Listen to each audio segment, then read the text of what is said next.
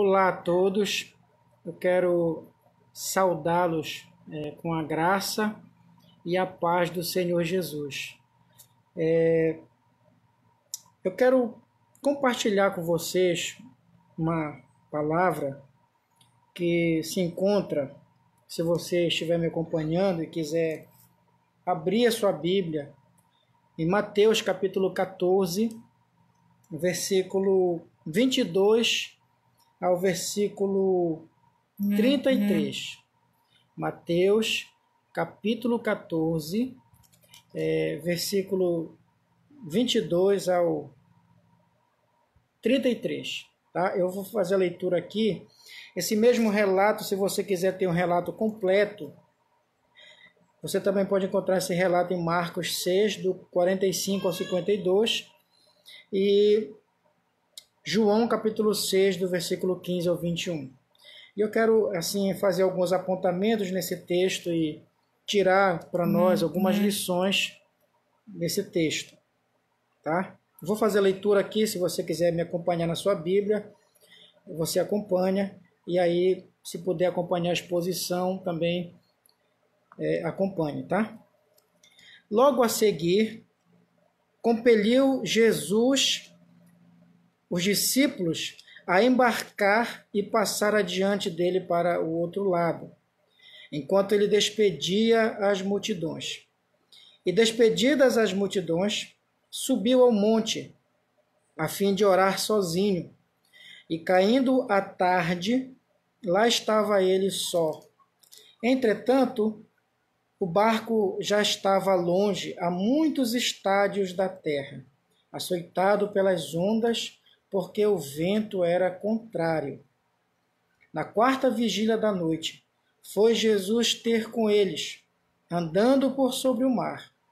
E os discípulos, ao verem-no andando sobre as águas, ficaram aterrados e exclamaram: "É um fantasma!" E tomados de medo, gritaram. Mas Jesus imediatamente lhes disse: "Tende bom ânimo, sou eu, não temais."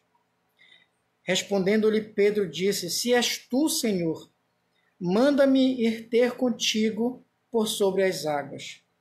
E ele disse: "Vem." E Pedro, descendo do barco, andou por sobre as águas e foi ter com Jesus. Reparando, porém, na força do vento, teve medo. E começando a submergir, gritou: "Salva-me, Senhor!" E prontamente Jesus, estendendo a mão, tomou-o e lhe disse: "Homem de pequena fé, por que duvidaste?" Subindo ambos para o barco, cessou o vento, e os que estavam no barco adoraram, dizendo: "Verdadeiramente és filho de Deus." Quero saudar todos os irmãos que estão aparecendo aí, né? E estamos aqui refletindo em Mateus capítulo 14, versículo 22 ao 33, tá? E eu quero fazer a primeira observação desse texto.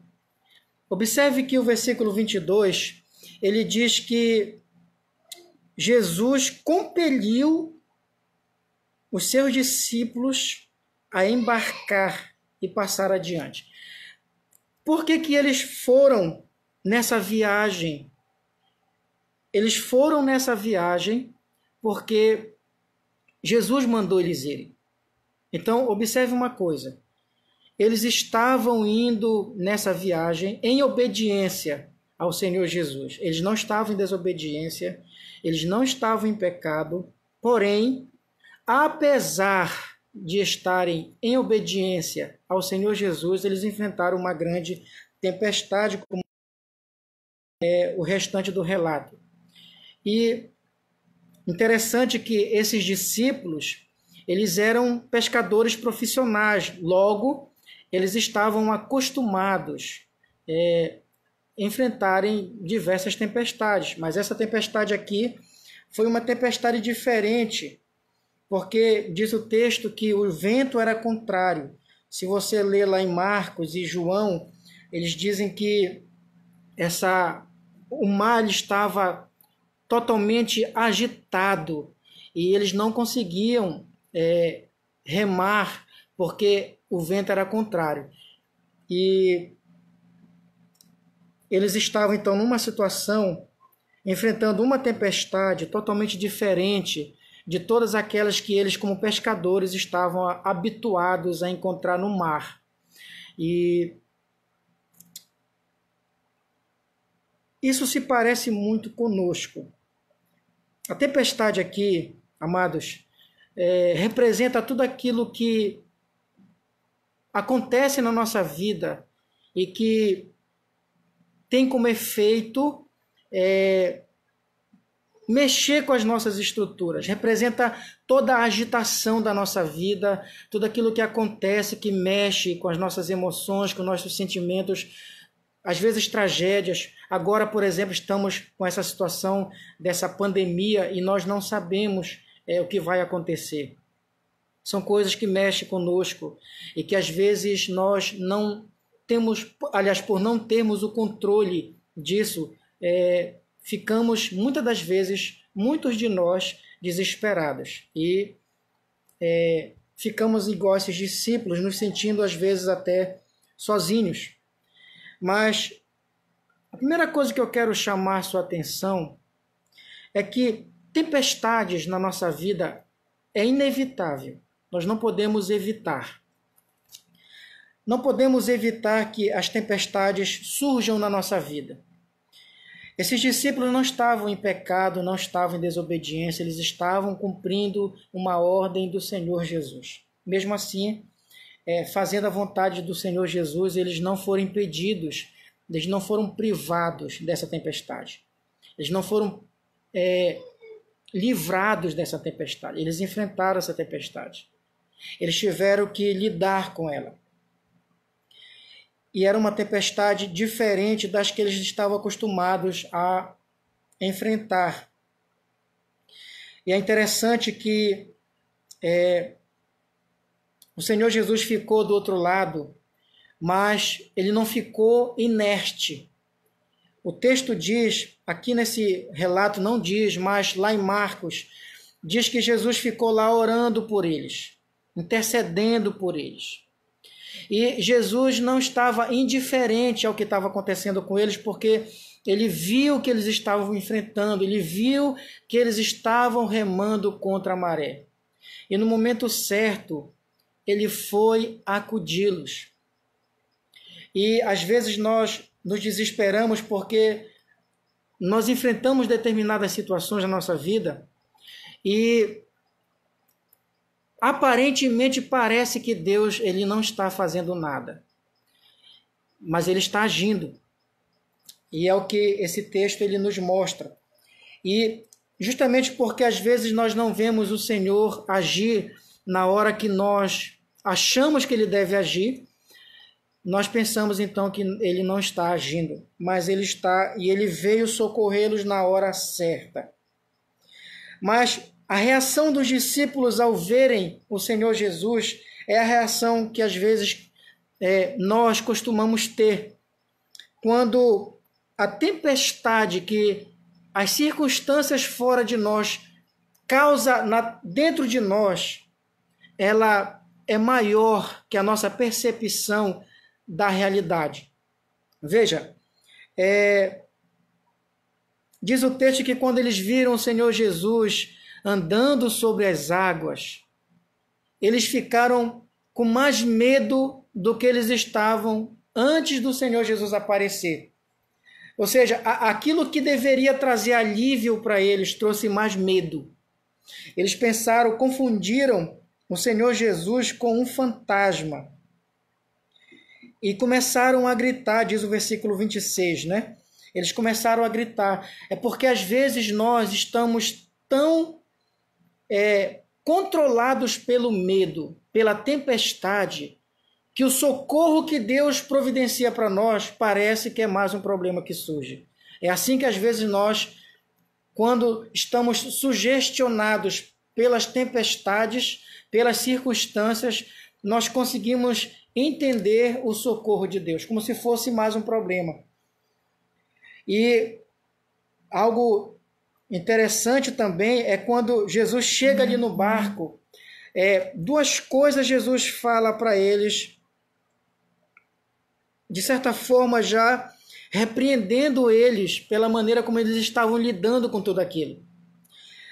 Ele diz no versículo 27, ele diz duas coisas para eles. Primeiro, tem bom ânimo. Segundo, não tenham medo. Jesus não estava ignorando a tempestade ao redor deles, aquilo que estava acontecendo ao redor deles. Mas Jesus queria que eles, mesmo enfrentando aquela tempestade, que eles fossem tomados não pelo medo, mas pela coragem. Não pela dúvida, mas pela fé. O que ele está aqui dizendo para eles é que o que deve movê-los, o que deve controlar suas ações e os seus sentimentos, não é a dúvida, não são as circunstâncias, mas a fé. Não tenham medo. Não se desanimem. Amados, nós não podemos deixar as circunstâncias ao nosso redor ser maior que a nossa confiança no Senhor. Nós não podemos deixar nada que acontece ao nosso redor dominar-nos a tal ponto que nós não consigamos ver o poder de Deus operando em nossa vida e através da nossa vida. Nós não podemos deixar que o medo fale mais alto do que a fé. E esses discípulos estavam deixando o medo controlá-los. Então, por isso, o Senhor Jesus os repreende, os chama a atenção. E Pedro, então, diz para ele assim: Senhor, se é o Senhor que está aí mesmo, então ordena que eu vá até aí, andando também sobre as águas. E Jesus prontamente disse: pode vir. E ele foi. E algo curioso é que Pedro, enquanto estava olhando para Jesus, ele conseguiu andar até certo ponto sobre as águas. Mas chegou um ponto dessa caminhada em que ele estava indo em direção ao Senhor, que ele deixou de olhar para o Senhor Jesus e passou a olhar, diz o texto, a força do vento. Reparando, porém, na força do vento, teve medo. E ele então começou a afundar. E começou a afundar e imediatamente ele gritou: salva-me, Senhor. Por que ele começou a afundar? Porque ele deixou de olhar para o Senhor Jesus para olhar para as circunstâncias ao redor dele. Veja, eu pergunto para vocês, enquanto ele estava andando sobre as águas, o vento não estava forte ao redor dele? O vento estava lá. O vento era forte, o mar estava agitado ainda. Mas ele não estava reparando nada que estava acontecendo ao redor dele, nas circunstâncias. Ele não estava olhando para o vento.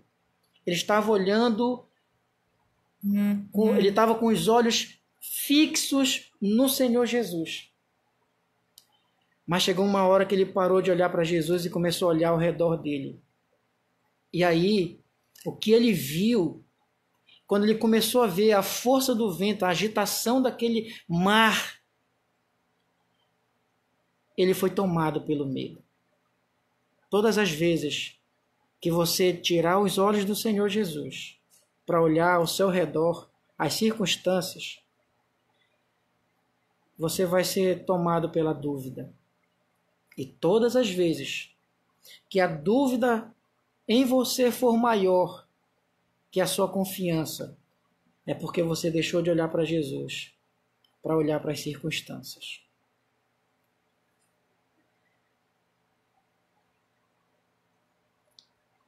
E imediatamente o Senhor Jesus novamente precisou corrigir Pedro. Homem de pequena fé, por que você duvidou? Veja, a dúvida tomou conta dele. E quando a dúvida toma conta de nós, nós demonstramos aí que a nossa fé é uma fé pequena. É uma fé que não está pronta para enfrentar situações que nós não conseguimos resolver, nós não conseguimos colocar isso nas mãos do Senhor. Nós queremos estar no controle das coisas e quando nós não conseguimos isso, nós não conseguimos transferir para o Senhor e descansar nele. A boa notícia que esse texto traz para nós não é que o Senhor não é que servir a Deus nos torna blindados contra as adversidades. Não é isso. A boa notícia que esse texto nos traz é que, apesar de nós sofrermos nesse mundo, nós não sofremos sozinhos. O Senhor está conosco o tempo todo. Ele está conosco no barco da nossa vida. E o fato dele estar conosco no barco da nossa vida deve fazer toda a diferença. Deve nos trazer segurança. Deve nos encher de confiança, porque ele está conosco. Ele não nos deixa passar pela tempestade sozinhos. Essa é a grande notícia que esse texto traz para nós nessa noite. É que, apesar de enfrentarmos adversidades, nós não enfrentamos ela sozinhos. O Senhor está conosco e Ele traz segurança para nós. E a ordem que Ele deu para os discípulos aqui é a ordem que Ele dá para nós. Não devemos deixar o medo em nós ser maior que a nossa confiança no Senhor. E por último, nós precisamos ter a certeza que assim como essa tempestade ela acabou, todas as tempestades da nossa vida elas têm um tempo para acabar também. Elas podem até cumprir o seu propósito, elas podem gerar os seus efeitos, mas elas não duram para sempre. A única coisa que dura para sempre é o relacionamento com Deus. Eu estava lendo a carta de Paulo, a segunda carta de Paulo ao Tessalonicense, e ele estava falando para aquela igreja que estava enfrentando uma grande tribulação e tinham perdido a esperança, a expectativa quanto à volta do Senhor Jesus. E Paulo diz para eles que o sofrimento não ia acabar nesse mundo, que o sofrimento ia acabar quando Jesus voltasse. O alívio para a igreja acaba quando o Senhor voltar. E a aparente felicidade dos ímpios termina quando Jesus voltar. E o sofrimento dos ímpios começa quando Jesus voltar. Eu quero concluir contando algo que eu ouvi esses dias que me chamou muita atenção. Um casal de missionários que serviu 50 anos como missionários e chegou um tempo deles jubilarem, E eles voltaram para a casa deles. Mas eles imaginaram que quando eles chegassem na casa deles, eles iam ser recebidos com honra pelo serviço que eles desempenharam no reino de Deus. Mas ao contrário do que eles imaginaram, quando eles chegaram, ninguém os recebeu, E eles não tiveram nenhum agradecimento de nada. Chegaram em casa, não tinham nada para comer. E o marido revoltado disse para sua esposa: mulher, eu vou dar uma volta. Fica aí e pergunta para o teu Deus se é isso que ele aguarda para nós depois de anos servindo a ele com fidelidade. Ele conseguiu, nesse serviço missionário, aquela febre chamada febre tifoide, Um câncer me parece que na cabeça e outras doenças mais. E ele disse assim: pergunta para o teu Deus se é isso que ele aguarda para nós, depois de tanto tempo servindo a ele com fidelidade. Esse desprezo todo, E ele saiu, foi passear para esfriar a cabeça. A mulher ficou lá. Tempos depois ele voltou e perguntou para a mulher dele, com um tom de deboche, perguntou para ela assim: você já falou, já perguntou para o teu Deus o que eu te pedi para perguntar? Ela disse: já. E o que foi que ele te respondeu? Ela disse: ele me respondeu que nós ainda não chegamos em casa. Você serve a Deus com fidelidade? Essa aqui não é a sua casa. Esse mundo não é a sua casa. Nós não temos uma pátria aqui nesse mundo. A nossa pátria é novos céus e nova terra. O que nós podemos esperar aqui? É óbvio que não é só sofrimento, mas não podemos esperar nesse mundo uma vida sem enfrentar tempestades. O Evangelho não nos promete isso. Todos os apóstolos sofreram, todos os profetas. O apóstolo Paulo disse que aquele que quiser viver piedosamente nesse mundo vai enfrentar sofrimento, perseguição, tribulação. O Senhor Jesus disse: não pensem que eu vim trazer paz à terra, não vim trazer paz. Então, a promessa do Evangelho não é nos livrar do sofrimento, não é nos blindar contra o sofrimento. Pelo contrário, é nos ensinar, nos fortalecer por meio do sofrimento. Crente de verdade, ele se fortalece por meio do sofrimento. O sofrimento, a tribulação, a perseguição só faz mal para o falso crente que está na igreja, que não serve verdadeiramente ao Senhor. Mas a boa notícia é que nós não enfrentamos o sofrimento sozinhos, o Senhor está conosco. E Ele nos garante segurança, viagem segura, conforto, socorro. Veja que Pedro, quando ele se afundou, a primeira coisa que ele fez foi o quê? Salva-me, Senhor, socorre-me, Senhor.